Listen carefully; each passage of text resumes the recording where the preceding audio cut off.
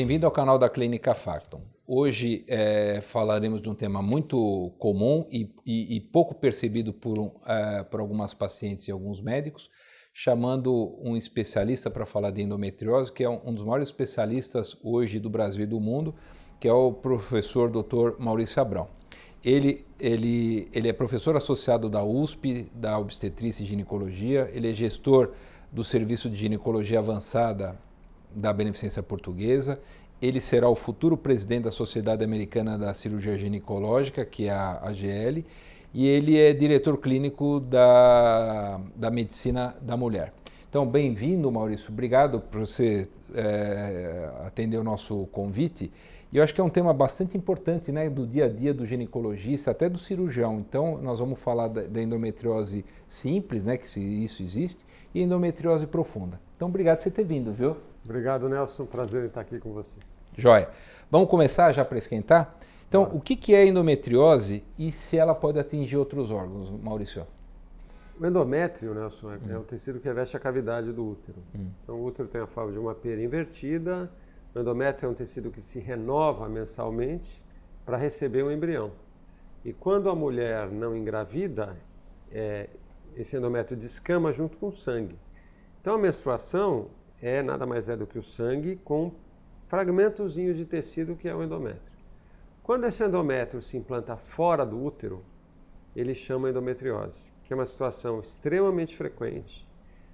10 a 15% das mulheres em idade reprodutiva têm endometriose, é uma coisa... E não sabe que tem? E não sabe que tem muitas vezes. Isso corresponde a mais de 7 milhões de mulheres brasileiras, olha só. Nossa. E outra coisa importante também, é a principal causa de dor pélvica na mulher, a principal causa de infertilidade feminina e a principal causa de absenteísmo, que é afastamento do trabalho na mulher. Então, quer dizer, é uma doença de grande impacto de saúde pública. É importante a gente saber. E os sintomas que são mais comuns para poder servir de alerta para todos? Então, existe o que se chama de 6Ds em termos de sintomas, que é a dismenorreia, ou dor na menstruação, que é a cólica menstrual, dor na relação sexual, principalmente quando o pênis encosta no fundo da vagina, dor para evacuar na menstruação, dor para urinar na menstruação, dor fora do ciclo menstrual e dificuldade para engravidar, infertilidade. Então, dentro desses 6D, é óbvio que eles podem existir em conjunto, isoladamente, ou até 10% não tem sintoma. Então, é importante a gente estar alinhado em relação a esse tipo de questão, que é o sintoma da Bacana. doença. E os locais mais acometidos que a endometriose? A doença, quando se implanta fora do útero, ela pode se implantar no peritônio, que é o tecido que reveste a cavidade abdominal. Ela pode se implantar nos ovários. E ela pode se implantar em ligamentos e órgãos adjacentes, né, caracterizando o que se chama de endometriose profunda. Então, o que é isso? É quando a doença infiltra mais de 5 milímetros de profundidade, ela pode infiltrar ligamentos, intestino, bexiga, isso chama endometriose profunda. Então, essas são as variáveis, né, diferentes da doença. Entendi. Vamos supor, se uma mãe teve endometriose, a filha tem, por exemplo, é um problema genético, não é genético? E quais as causas da endometriose se não for genético? Muito bem, a principal causa da doença, descrita por muitos anos, só para você ter uma ideia, quem descreveu isso foi em 1927, um colega que chamava Sampson, lá de Baltimore, né, da Johns Hopkins. Ele escreveu uma teoria da menstruação retrógrada ou do refluxo. A mulher menstrua e volta sangue menstrual pelas tubas uterinas, que eram antigamente chamadas de trompas, e leva endométrio para a cavidade abdominal. O que acontece é que muitas vezes a mulher tem menstruação retrógrada e não faz doença. Então, por que umas fazem e outras não fazem? Então, hoje se sabe que existe um facilitador na imunidade da mulher, que justifica o desenvolvimento da doença. E esse facilitador é que permite que, quando existe uma alteração do sistema imunológico, que para algumas mulheres aquele endométrio que reflui se implante e para outras não. Existem outras teorias, como a teoria genética, né? Como a teoria da disseminação linfática, hematogênica, e hoje se sabe que existe um aspecto familiar. Então é mais comum que mães, irmãs de pacientes que têm endometriose também tenham. mas a gente nunca sabe, como a doença é muito prevalente, até que ponto que isso tem um componente familiar ou que seja basicamente da prevalência mesmo da doença. O importante é que tem tudo isso e tem uma característica muito, muito relevante. É considerada a doença da mulher moderna. Porque a mulher moderna menstrua mais, tem menos filhos. Hoje a mulher menstrua 400 vezes durante a vida e menstruava 40 vezes no começo do século passado. Né? Isso é uma coisa forte dentro do contexto. E além disso, a mulher moderna tem todo um ambiente de estresse, ambiente profissional, que envolve a imunidade e automaticamente é um gatilho para o desenvolvimento da doença. Entendi, porque antigamente engravidava mais cedo, né? Hoje as mulheres estão engravidando mais tarde. Exatamente. Exato. Que interessante, hein? Eles não sabiam disso. Isso é bem pensado. E outra coisa, por que demora para ser feito o diagnóstico e quais exames você orientaria a fazer? Por exemplo, ressonância nuclear magnética, ultrassom transvaginal, ultrassom endoanal, colonoscopia, CA-125? Então, o diagnóstico, Nelson, ele demora para ser feito e não é coisa do Brasil, é coisa do mundo inteiro. Ele demora para ser feito porque, primeiro, muitas vezes a paciente demora para procurar o médico. E depois muitos médicos demoram para pensar na doença. Mesmo, por exemplo, em lugares como a Inglaterra, onde o programa de saúde de família é mais desenvolvido, né, quer dizer, o próprio agente de saúde, o próprio sistema de saúde, ele também não favorece muito isso. A gente publicou um trabalho alguns anos atrás que mostra que o tempo entre o começo dos sintomas e o diagnóstico da doença é de cerca de 7 anos. 7 anos. E que a paciente, até encontrar um diagnóstico, ela procura pelo menos 3 ou 4 médicos até chegar no médico que faz o diagnóstico nela. Então, enfim, o médico precisa pensar no assunto, a paciente precisa procurar o médico. E tem outro detalhe curioso. 40 a 50% das adolescentes que têm cólica incapacitante, não é raro. A menina está lá, foi para a escola e precisou ir para o pronto-socorro tomar remédio, né? Ou precisou sair, ou precisou ficar deitada, faltou aula, coisa e tal. 40 a 50% dessas meninas podem ter endometriose. Então isso é uma coisa para chamar atenção. Quer dizer, pensar-se no diagnóstico antes. Agora, além dos sintomas do diagnóstico clínico, existe o exame físico, que o bom especialista sabe encontrar endometriose no exame físico. E existem também os exames subsidiários. Antigamente se falava no CA-125. Né? O CA-125, inclusive, foi minha tese de doutorado, alguns anos atrás. E hoje se sabe que o CA-125 não é o melhor marcador para a doença. E aí que a gente desenvolveu, até uma coisa bacana, a gente desenvolveu aqui no Brasil, né, num estudo entre a USP e um colega que trabalhava então, no laboratório Fleury, e hoje não está mais lá, que chama Manuel Orlando Gonçalves. A gente desenvolveu uma forma de fazer diagnóstico por ultrassom. Que ultrassom? Transvaginal. Como? Com preparo. Com preparo simples. Tá. É um preparo intestinal simples para eliminar fezes e gases da ampola retal. E aí a gente consegue identificar muito mais precisamente endometriose de ovário profunda. Com que sensibilidade? Grande, viu? 98% de sensibilidade com esse tipo de ultrassom para endometriose de intestino e 95% para endometriose atrás do útero profunda. Então não é fraco não, às vezes até melhor que alguns tipos de laparoscopia onde você enxerga melhor, a gente vai falar um pouco sobre isso. E hoje, mais recentemente, a gente começou a identificar a endometriose superficial por ultrassom. Então, não é ressonância, não é ultrassom endonal, é ultrassom transvaginal quando possível. Quando não for possível, quando não tiver um especialista, aí sim a gente vai para a ressonância como alternativa. Perfeito. E por que é difícil engravidar? Existem pelo menos 5 causas que justificam isso. Dentre as causas, a gente tem distorções anatômicas, aderência das tubas, das trompas uterinas, coisa e tal, porque a doença está ali, causa inflamação e tal. Então, para além disso, existe uma alteração na motilidade da tuba. Ela se move de uma forma diferente e essa motilidade é importante para a tuba captar o óvulo e levar para o útero, onde encontra o espermatozoide e assim por diante. Existe também uma alteração na ovulação da paciente. Então isso é uma coisa também relevante, né? Mulheres que têm endometriose muitas vezes têm distúrbio de ovulação. Existe também dificuldade do implante do ovo, do embrião, no endométrio dentro do útero. É outra causa.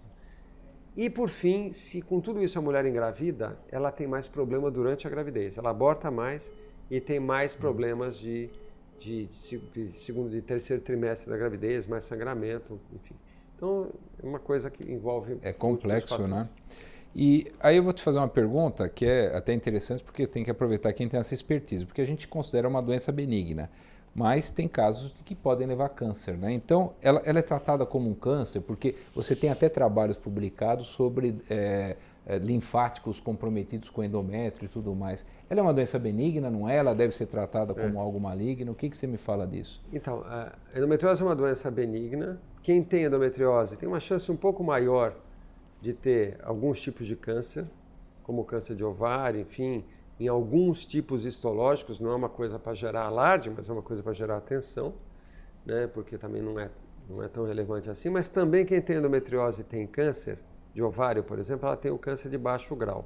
Mas, de novo, a gente tem que pensar nisso, né? E por que isso acontece? Muita predisposição genética em si, né? Quer dizer, existe uma revolução hoje no entendimento do câncer de ovário, né? E tem muitas questões que mostram que o câncer de ovário começa na tuba uterina e não no ovário propriamente dito. E muitas vezes pelo endométrio, que tem algum fator específico que gera esse tipo de problema. Então, acho que é uma coisa que a gente tem que ter em mente quando se fala na doença em si. Entendi. Perfeito. Qual que é o tratamento clínico, Maurício? Porque a maioria é clínico ou é cirúrgico para tratar? Então, uma vez que a gente diagnostica o problema, a gente tem que decidir quem tem que ser operado ou não e quem pode ter tratamento clínico dentro dessa questão. Então, por isso que a gente tem insistido nos últimos anos aí em várias publicações com algoritmos terapêuticos para os pacientes. O que falam esses algoritmos? Validados, inclusive, em discussões com colegas de várias partes do mundo aí. Primeiro, a gente tem que valorizar o sintoma. E quando a gente fala no sintoma, a gente costuma fazer uma análise dentro de uma escala de 0 a 10. Então, quando a paciente tem sintomas maiores que 7, né, isso mostra que existe um impacto maior na qualidade de vida da mulher. Então, quando é assim, a gente tem que, enfim, olhar bastante para o fator dor em paralelo a uma possível infertilidade que ela possa apresentar, e muitas vezes ela não está querendo engravidar naquele momento, mas enfim, é um detalhe importante. Se aliado ao sintoma, ela tem sinais de comprometimento de diversos órgãos exuberantes, muitas vezes a cirurgia se impõe, certo? E essa cirurgia é uma cirurgia que funciona muito melhor do que o tratamento clínico quando existe uma doença exuberante e um sintoma exuberante. Porque a gente tira os focos e aí sim complementa com o tratamento clínico. Agora, se a paciente tem poucos sintomas, ou eventualmente tem sintomas, mas não tem um comprometimento importante de outros órgãos que o diagnóstico de imagem mostra para a gente pode começar o tratamento clínico. E observar. O que é o tratamento clínico? Normalmente é tratar dor e dar hormônio, né, para tentar lidar com a dor em função de segurar o desenvolvimento do endométrio fora do útero. E não pode menstruar? Normalmente a gente tenta segurar a menstruação desses pacientes. Agora, uma coisa que é importante, tratamento clínico é tratamento do sintoma e não da doença. Claro. Não deve existir ilusão de que a gente está dando hormônio, quaisquer que for a medicação hormonal, as medicações hormonais que a gente possa instituir, e vai estar tratando a doença, vai diminuir a doença. Não diminui. O tratamento clínico é tratar sintoma. E para tratar sintoma, a gente tem que fazer o segmento. E uma outra coisa, aproveitando isso, fazendo a cirurgia não significa que eu venha me curar, porque o princípio que causa endometriose existe e eu tenho que fazer um tratamento contínuo depois. Tem que fazer o tratamento clínico subsequente. Agora, uma coisa é um fato.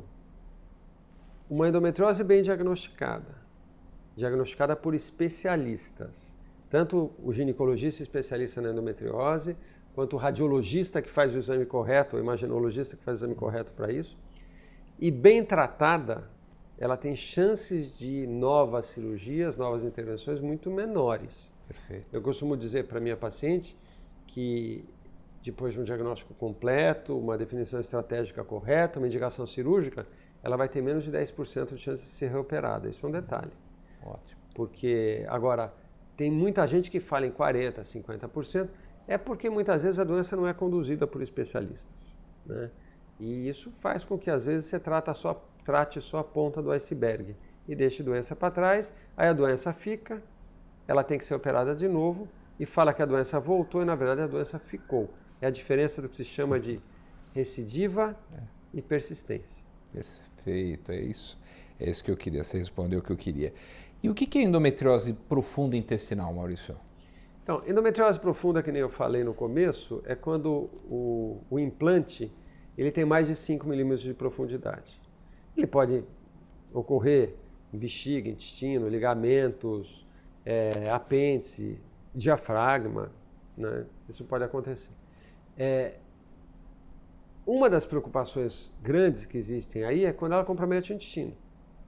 E quando se fala em intestino, a gente está falando de intestino primeiro, que é mais frequente, intestino grosso, e basicamente o reto e o sigmoide, que é a parte do mais encostadinho grosso, ali, né? Você sabe melhor que eu, ali à esquerda, que enfim, que pode ter essa infiltração.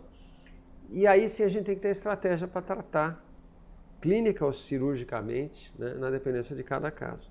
Então é uma situação que não é rara não. Só para você ter uma ideia, lá no Hospital das Clínicas a gente tem um levantamento recente que mostra que 20% de todos os pacientes com endometriose podem ter comprometimento intestinal. Para uma doença tão prevalente, isso é bastante. Nossa, interessante. E a falta do tratamento da endometriose pode levar à endometriose intestinal? Essa é uma dúvida até minha. Ou ela já aparece lá no intestino? A doença é progressiva.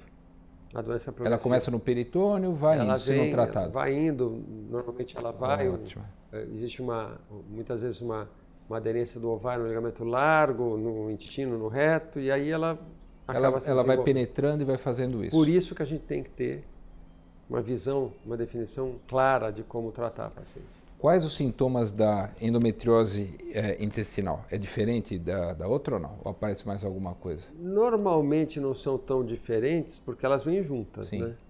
Mas o que acaba acontecendo é que em casos de endometriose intestinal muito avançado, a doença pode infiltrar o intestino de uma tal forma que ela pode ter sangramento anal durante a menstruação também. Mas não é obrigatório. Não é e outra frequente, coisa né? mas a gente tem que perguntar, né? Obstipação, essas coisas. Outra coisa ela pode ter dor para evacuar na menstruação, pode ter diarreia cíclica, não é incomum a gente observar isso. E algumas disfunções do funcionamento intestinal. E também tem uma coisa interessante, Nelson, é que como existe uma associação da endometriose com outras doenças, cólon irritável, doença inflamatória do cólon, e até não é infrequente, a gente está acabando um estudo que mostra a associação de endometriose com intolerância ao glúten e doença celíaca. Olha só. Né? Então, como existe essa associação, você tem que olhar para o sintoma pensando na endometriose e na doença associada. Olha que bacana, então já serve de alerta. Até se vai num coloproctologista ou num cirurgião, estou tendo, deve ser uma hemorroide, e às vezes não é uma hemorroida, não é um pólipo, não é um divertículo, você pode ter aí uma alteração e tem que ser investigada. Bom, os locais mais comuns do intestino você já falou, né, que é o reto sigmoide, pode pegar em todo o intestino, né? Eu já peguei casos, né, que eu não tive a felicidade de operar contigo, mas até que tinha todo o peritônio, tinha intestino delgado, eram casos mais graves, né? Mas normalmente é reto sigmoide, né, que a gente pega, pode pegar apêndices, ilho terminal, né? Ilho terminal, seco e apêndice, né? Que é na sequência, né? Na sequência, ilho terminal, seco e apêndice. A gente tem feito o diagnóstico por imagem do ilho terminal, seco e apêndice. Por isso que é importante entrar o ginecologista junto com o cirurgião, como você tem hoje, Exato. A tua equipe faz isso, né? Porque já entra para resolver. A questão é assim, o ginecologista acaba sendo o capitão do time porque é o que conduz a doença, coisa e tal, mas a presença do cirurgião coloretal muitas vezes se faz importante por uma questão de estar lidando com o intestino, coisa e tal. Mas é importante porque a gente identificar a doença do lado direito, primeiro o ilho terminal é fonte de atenção. O intestino delgado, às vezes, ele obstrui com mais facilidade do que o intestino grosso, você sabe melhor que eu Sim. isso. Então, identificar aquela doença, às vezes o paciente quando tem doença no finalzinho do intestino delgado, ela tem uma distensão abdominal maior, enfim, então a gente tem que estar de olho para evitar um probleminha que ela possa ter de urgência. E outra coisa é do apêndice, né? A gente tem que fazer diagnóstico correto de endometriose de apêndice, porque 8% de endometriose de apêndice pode ter carcinóide no apêndice. 8%. Então precisa ficar esperto. Então precisa ficar esperto, encontrou endometriose no apêndice, apendicectomia. É aquilo que nós falamos, né? Pensar na doença como se tratasse como se fosse câncer, entre aspas, né? Não sendo um câncer, mas tendo essa abordagem mais agressiva para evitar complicações. Por isso tem que ser equipe treinada para isso, é o que você vem falando há anos, né? Dentro aí no meio acadêmico. Quais tipos de tratamento cirúrgico? Aí eu vou fazer uma pegadinha para você, porque tem gente que é contra. Tratamento cirúrgico para endometriose intestinal, você faz um shave, ressecção em disco, segmentar? O que você orienta os cirurgiões que estão lá com você, que estão em treinamento? A primeira coisa, Nelson, é a gente deixar super claro que nem sempre a cirurgia intestinal requer tratamento cirúrgico. Então, vamos dizer 50%, 60% dos casos, a gente nem precisa operar, a gente pode acompanhar. Clínico. Tratamento clínico e segmento. Porque às vezes a gente precisa tomar cuidado para não tirar a dor e a doença continua a crescer e de repente ela aparece com uma doença muito maior. Então tem que ter critérios de acompanhamento pós-operatório, a cada 3, 6 meses no primeiro ano, né, e a partir de 6 meses a partir do segundo ano dentro dessa questão.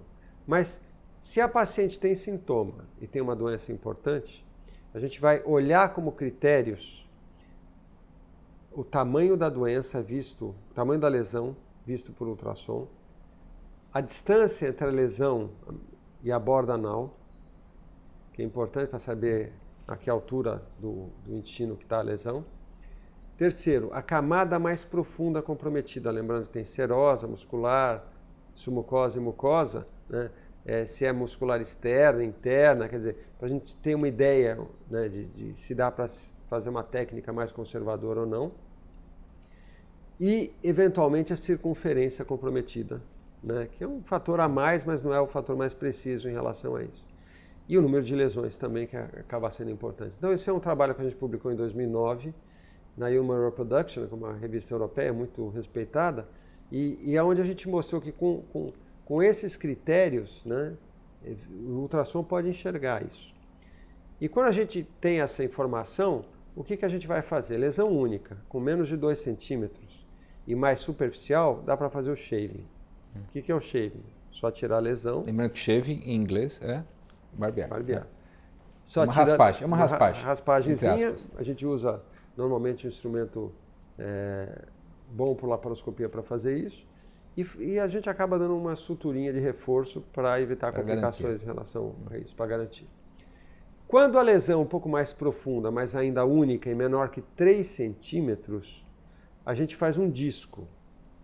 A gente até usa um grampeadorzinho pelo reto, um instrumento mais moderno para fazer isso.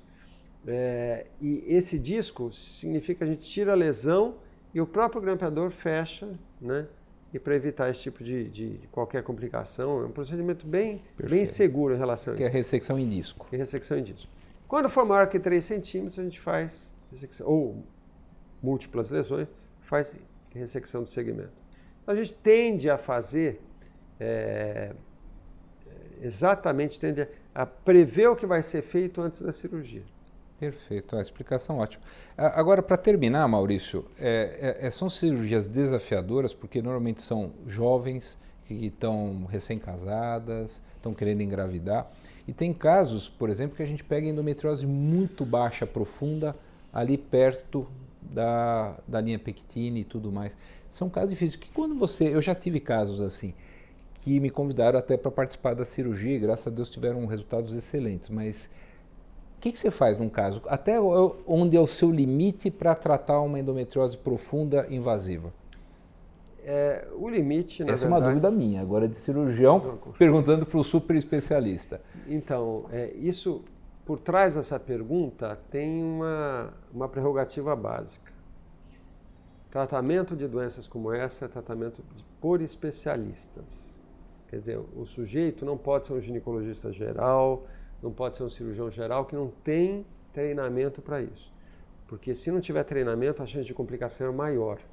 E às vezes o cara até conversa muito bem, mas na hora H tem uma chance de complicação maior. Graças a Deus hoje, os melhores serviços, eles têm complicações às vezes de menos de 1, 2%. Porque eu me lembro que no começo todo mundo fazia, né? Hoje você vê que já é mais... Porque começou-se com o tempo ou a complicar ou deixar a doença para trás. É isso mesmo. Né? Então é uma coisa importante. É isso aí. Então as limitações, na verdade, elas acabam sendo decorrentes desses algoritmos que eu falei. Quer dizer, se tem uma lesão muito baixa, que o risco é muito grande para você fazer, você tende a segurar um pouco, né, no tratamento clínico, na observação, mas tem situações que não dá. É de dor, que é insuportável. Aí não tem jeito, só que tem que lembrar que a doença não é uma doença do intestino, é uma doença no intestino. Isso. E normalmente ela tem outros focos que precisam ser olhados.